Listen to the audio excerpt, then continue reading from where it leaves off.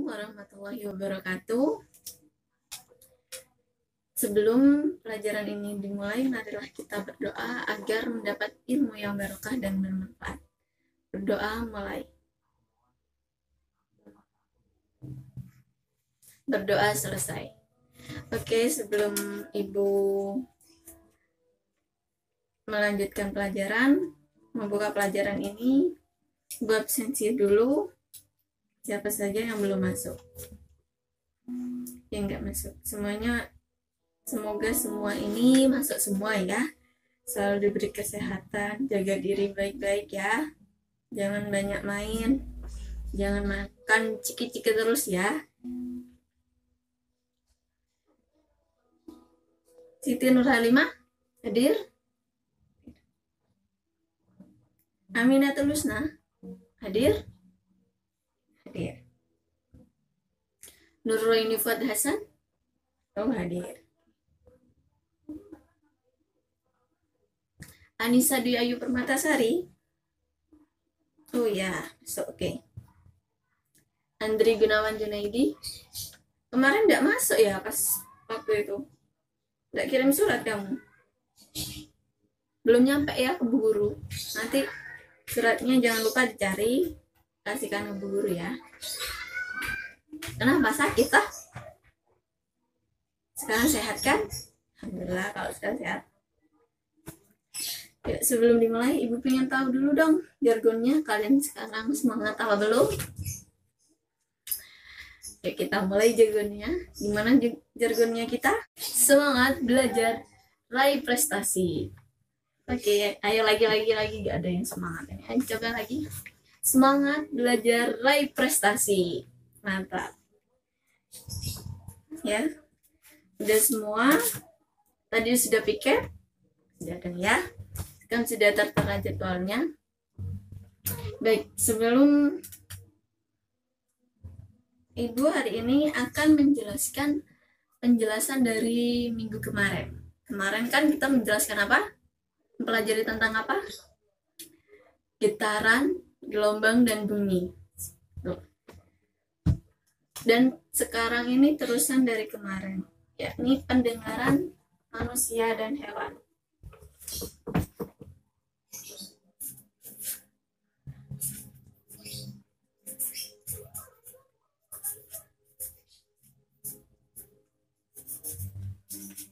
Manusia dan hewan ya. Dan hewan.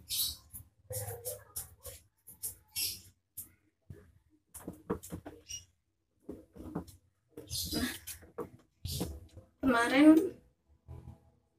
sudah dijelaskan semua kan, sudah paham, sudah belajar kan ya, gelombang, bunyi, dan getaran.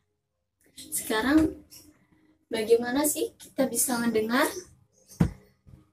Allah sudah memberi kita telinga untuk mendengar. Nah, di dalam telinga ini banyak sekali struktur-struktur di dalamnya. Bagaimana sih prosesnya untuk mendengar? Dan jangan lupa, kita harus selalu bersyukur. Kita memiliki telinga yang bisa mendengar. Beda halnya dengan manusia-manusia yang kurang sempurna, yang tuli. Kita seharusnya bersyukur. Dengan adanya telinga, kita bisa mendengar sesuatu yang terjadi di sekitar kita. Oke, Ibu akan menjelaskan ke pendengaran manusia terlebih dahulu. Pendengaran manusia ini menggunakan telinga, di mana telinga ini dibagi menjadi 3 bagian. Yang pertama ada telinga luar, ada telinga tengah, dan ada telinga bagian dalam. Telinga ada 3 bagian.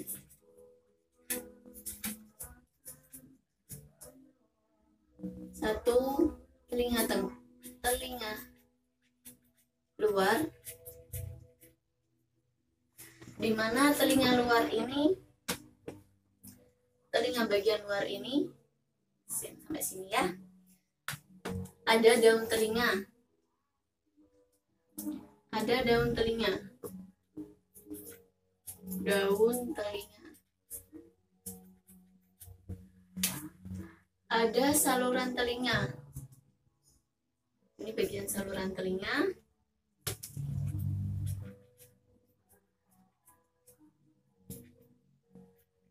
Kemudian bagian tengah. Ini bagian tengah ya. Bagian tengah itu telinga tengah. Telinga tengah ini ada gendang telinga. Ini ya, ini bagian gendang telinga. Gendang telinga.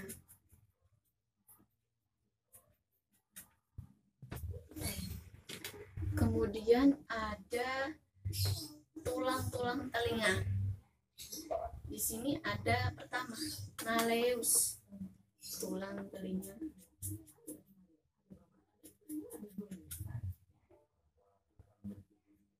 Ada malleus.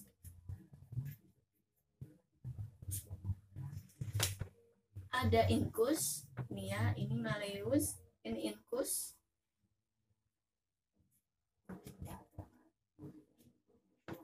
Ada stapes. Nah, stapes ini terhubung ke jendela oval. Ini kayak oval. Gambarnya seperti oval.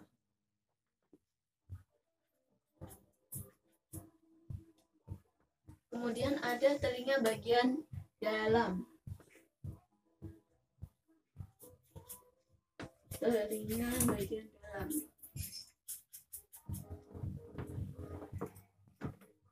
Ada koklea.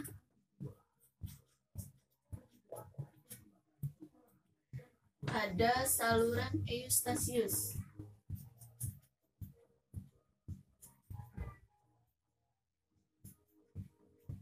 Saluran Eustachius ini fungsinya untuk keseimbangan.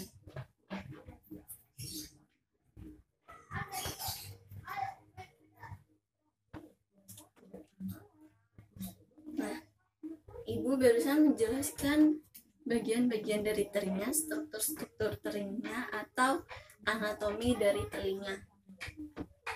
Bagaimana kita bisa mendengar? Bagaimana prosesnya? Ibu akan menjelaskan. Pertama, gelombang suara. Gelombang suara akan ditangkap oleh daun telinga.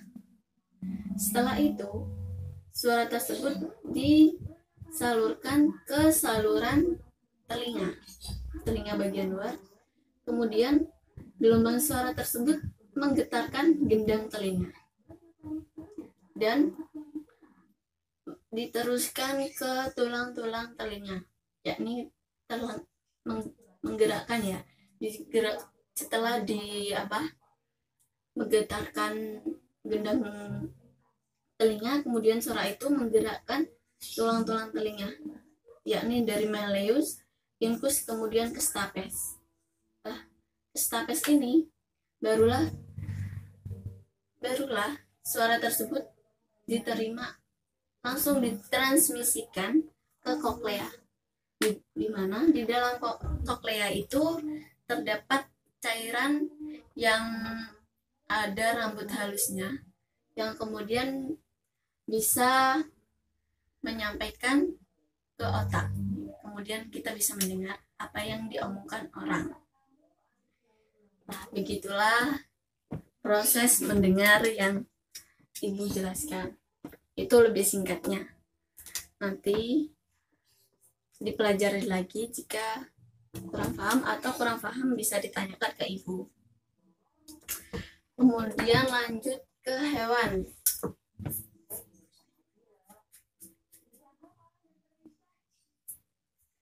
Nah, di buku itu yang ada di buku itu hanya pendengaran bagi hewan mamalia, di mana hewan mamalia ini jika ingin mendengarkan atau mendengarkan suara itu, hewan mamalia ini selalu menggerakkan telinganya. Selalu menggerakkan telinga, kan seperti kucing itu ya, telinganya digerakkan. Lah itu fungsinya untuk apa? Untuk memfokuskan suara yang dia dengar. Oke, yang pertama Ibu akan menjelaskan ke pendengaran kelelawar. Di buku kan itu bagian kelelawar dulu kan ya, di buku dibuka semua kan bukunya, sambil dibuka ya, sambil Ibu jelaskan. Ada kelelawar.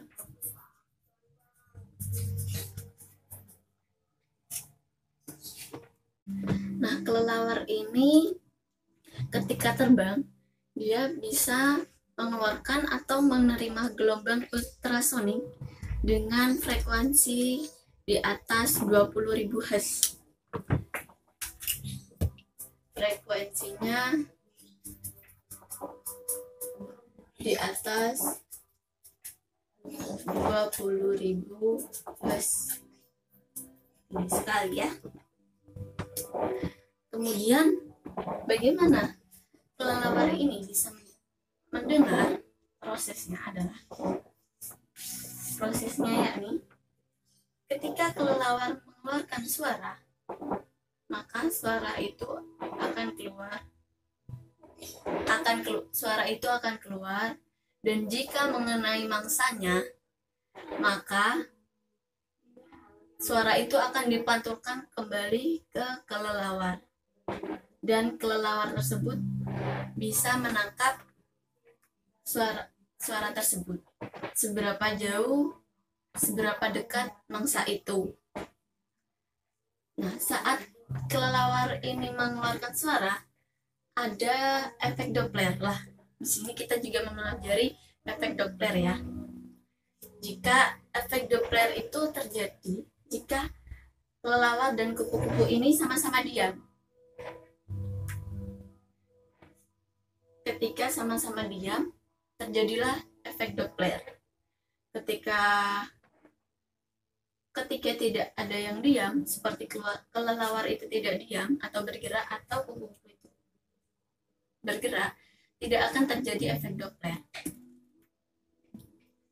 Efek Doppler terjadi itu ketika semuanya sama-sama diam. Itu seperti ketika semuanya diam, kelelawar itu bisa menangkap suaranya itu dengan lebih jelas. Bisa jelas ketangkap suaranya. Jika ada yang bergerak salah satunya, maka kelelawar itu tidak bisa menerima suara itu dengan jelas. Jadi untuk mengantisipasi hal itu, frekuensinya lebih tinggi lagi. Oke, baik. Lalu lanjut ke lumba-lumba. Di situ ada lumba-lumba ya. Lumba.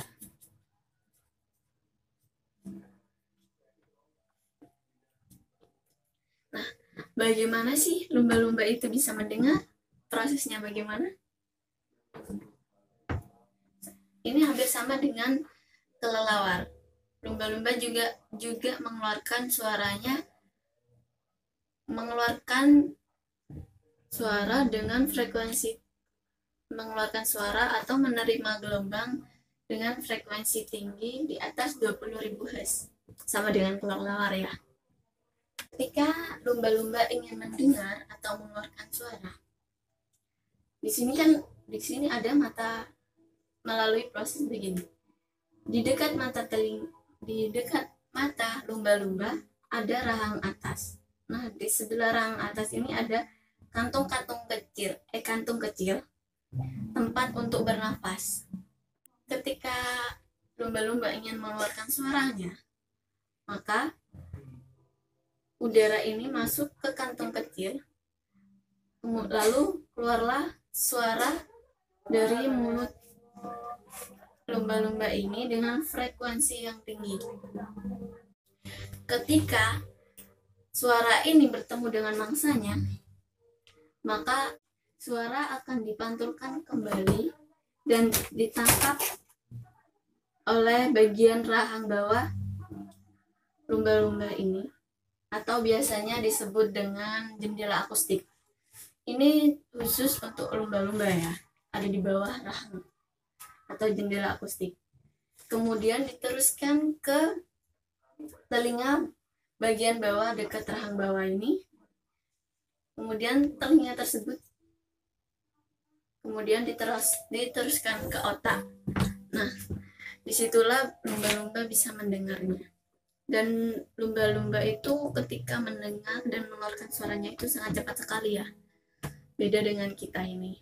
Ada yang kurang agak tidak kedengaran gitu. Kalau lumba-lumba itu cepat sekali prosesnya dalam mendengar.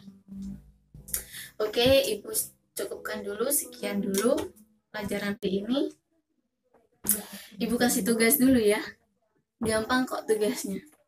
Kalian buat alur pendengaran ini atau skemanya.